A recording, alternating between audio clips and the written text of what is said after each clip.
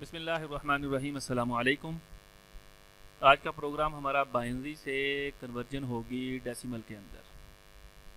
और सी के इस प्रोग्राम के अंदर फॉर एग्जांपल ये वाला अगर नंबर दिया गया हो तो ये इसको कन्वर्ट कर देगा 13 के अंदर।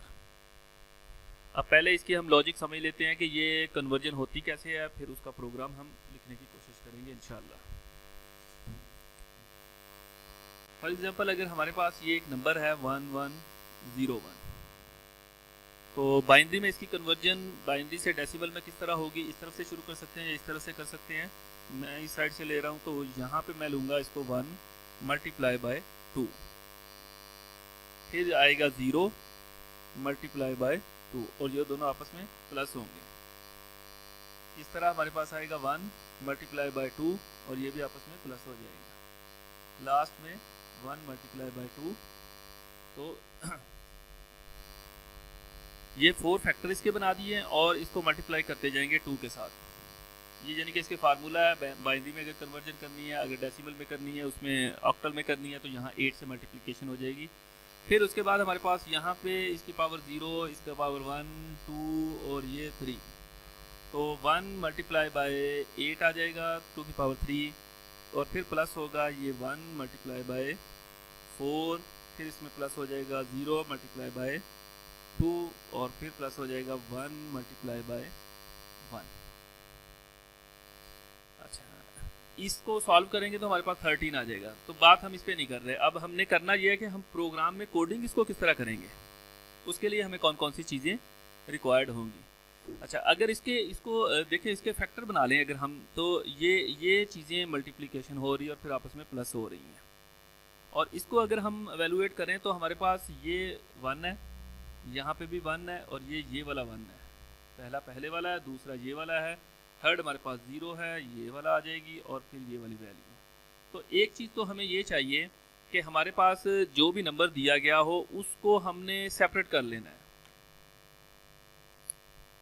यानी कि हमें ये डिजिट चाहिए, ये 1 भी चाहिए, ये 0 चाहिए, हमें ये 1 अलग चाहिए और फिर ये 1 अलग चाहिए। ठीक है, ये सेपरेशन हमने करनी है। और ये किस तरह परफॉर्म होती है,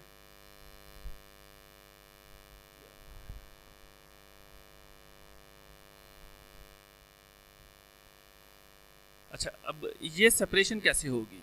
कोई सा भी नंबर दिया गया हो तो उसको अगर हमारे पास फॉर एग्जांपल यही एक नंबर दिया गया है 1101, इसमें से ये वाला 1 हमने कैसे अलग करना है, फिर ये वाला 0 कैसे इसमें से निकालेंगे, कोडिंग में कैसे करेंगे। देखिए, अगर ये नंबर मैं n के इक्वल कर दूं और n रिमाइंडर 10 लूं, तो n रिमाइंडर 10 क्या करेगा, किसी भी नंबर का रिमाइंडर 10 लेने से हमें आखिरी डिजिट मिलता है। यानी अगर 37 है ना, तो इसको अगर 10 पे डिवाइड करें ना, तो ये मुझे ये 7 मिलेगा, इसका रिमाइंडर 3 पूरा पूरा डिवाइड हो जाएगा और बाकी 7 मिल जाएगा। इसी तरह 169 है तो ये रिमाइंडर बचेगा और ये वाली वैल्यूज़ बाकी उसमें आंसर आएगी अगर हम इसको डिवाइड करें 10 के साथ। और अगर हम इसका रिमाइंडर लें 10 के साथ डिवाइड करेंगे तो 16 आंसर आएगा। और अगर 169 रिमाइंडर 10 ले लेंगे तो इसका आंसर 9 आ जाएगा। ये वाला इसको करके देख लें, तो ये इसकी 10 की क्वालिटी है। तो इसको यूज़ करते हुए हम नंबर सेपरेट कर सकते हैं। नंबर सेपरेट कैसे करेंगे, जैसे ये हमने 10 का रिमाइंडर लेंगे तो हमें ये 9 मिल जाएगा। 169 डिवाइडेड बाय 10 करने से 1 पे गया और ये 6 9 और इस तरह 6 पे गया, ये 60 और 10 रिमाइंडर बच गया और ये वाला ऑपरेटर हमें रिमाइंडर रिटर्न करेगा, लिहाजा हमें लास्ट डिजिट मिल गया। अच्छा, उसके बाद ये 16 फिर हमें ये जब डिजिट मिल जाए तो हमने ये वाला नंबर निकालने के लिए हमें सिर्फ इतना नंबर रिक्वायर्ड होगा। तो वो हम क्या करेंगे, इसका आंसर लेने से हमारा पहला डिजिट ज़ाया ख़त्म हो जाएगा, तो बाकी 16 बाकी बच जाएगा। अच्छा, एग्जांपल हम 11 की ले रहे हैं और यहाँ पे मैं आपको डेसिमल नंबर की ही एग्जांपल देनी शुरू कर दी है। इससे कोई फ़र्क नहीं पड़ता। 1101 इसको 10 पे डिवाइड करें तो हमारे पास 1 पे गया, 10 आ गया, फिर 0, सिंपल। तो ये हमें रिमाइंडर 1 दे देगा। यानी कि अगर हम 1101 का रिमाइंडर लें 10 से तो वो हमें ये वाली वैल्यू रिटर्न करेगा, और डिवीजन करने से 110 हमें मिल जाएगा, यानी कि ये वाली वैल्यू अलग हो गई और बाकी वैल्यू अलग हो गई। सो किस्सा मुख्तसर ये है कि हमने पहले एक डिजिट ले लेना है, n रिमाइंडर 10 करके हमने डिजिट ले लेना है, और फिर हमने इस नंबर को छोटा कर देना है कि नेक्स्ट टाइम हमें n को डिवाइड कर दे 10 के ऊपर, तो जो डिजिट निकाल लिया उसके अलावा जो वैल्यू होगी वो हमें मिल जाएगी।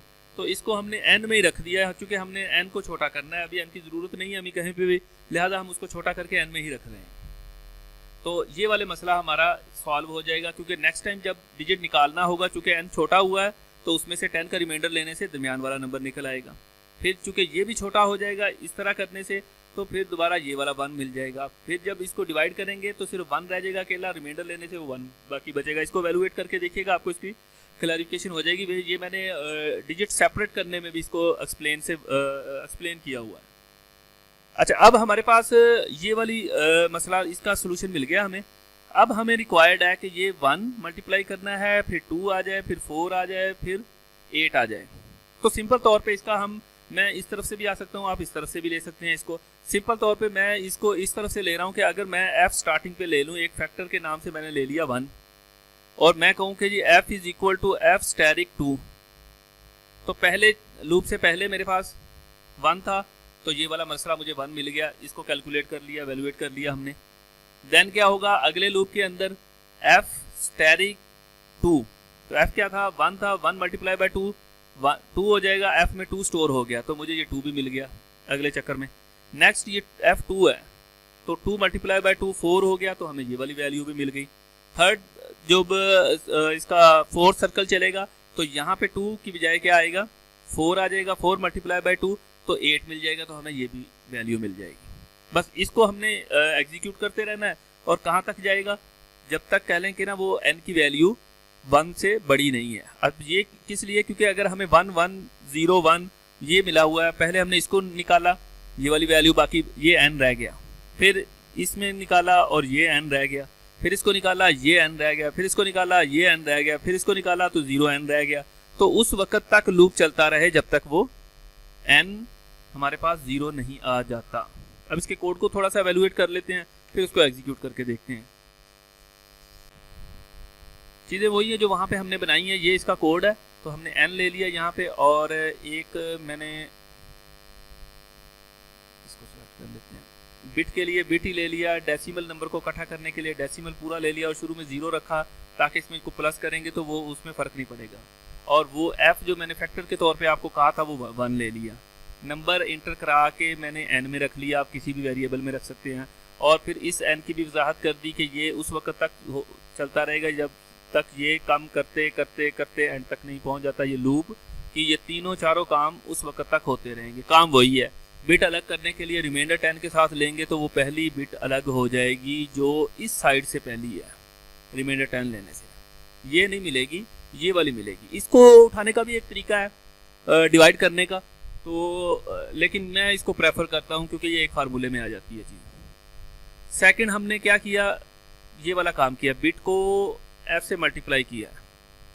वो ये वाली बिट उठाई थी ना 1 मल्टीप्लाई बाय 2 की पावर 0 जो कि 1 के इक्वल है, ठीक है। इस पे भी हमने थोड़ी सी बहस कर ली है, लिहाजा ये वाला काम। और ये किस में प्लस होगा, अगली वाली वैल्यू के अंदर। वो अगली वाली वैल्यू दूसरी दफ़ा डेसिमल पहली दफ़ा 0 है, तो ये वाला काम 0 में प्लस हो गया। अब ये प्लस होके इसमें पड़ा है, वो 1 है या 2 है जो भी है, नेक्स्ट टाइम ये 1 हो गया, अगली दफ़ा जो और वैल्यू बनेगी वो इसमें प्लस हो जाएगी। फॉर एग्जांपल ये फिर 2 बनती है तो वो इसमें प्लस होकर 3 बन जाएगा। यानी कि ये प्रीवियस नंबर को कैलकुलेट करने का एक मेथड है, प्रीवियस प्रोग्रामों में इसकी डिस्कशन हो चुकी है। लिहाजा ये प्रीवियस सारी कैलकुलेशन अगली वैल्यू में, क्योंकि लूप एक है, कोड एक दफ़ा लिखा है, बार बार उसने एग्जीक्यूट होना है। यहाँ पे वही काम किया, उस नंबर को छोटा करने के लिए 10 पे डिवाइड कर दिया, तो जो बाकी बचेगा वो, यानी कि ये डिजिट अलग हो गया तो 10 ये बचेगा, तो वो n में रख दिया ताकि नंबर छोटा हो गया अब। और फिर इसी तरह फैक्टर को बढ़ा दिया, 2 से मल्टीप्लाई कर दिया, और प्रोग्राम को एग्जीक्यूट करते हैं। अब हम, ये हमारे पास प्रोग्राम है, इसको हमने एग्जीक्यूट कर दिया। तो यहाँ पे हम कोई सा नंबर देते हैं उसे 1 1 और 0 1, यानी कि हमें इसका आउटपुट का पता है, ये 13 आंसर देगा, तो ये 13 इसने आंसर दे दिया।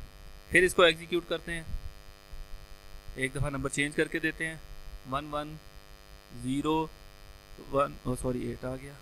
अच्छा अभी ये वाला चेक नहीं लगाया हमने कि ये बाइनरी का नंबर ही कोई दे रहा है, कोई और नंबर तो नहीं दे रहा, लेकिन हम बाइनरी के मिले हुए नंबर को कन्वर्ट करने वाले बन गए हैं। 27 इसका आंसर होगा, ये आप इसको चेक कर लीजिएगा, इंशाल्लाह ठीक ही होंगे ये।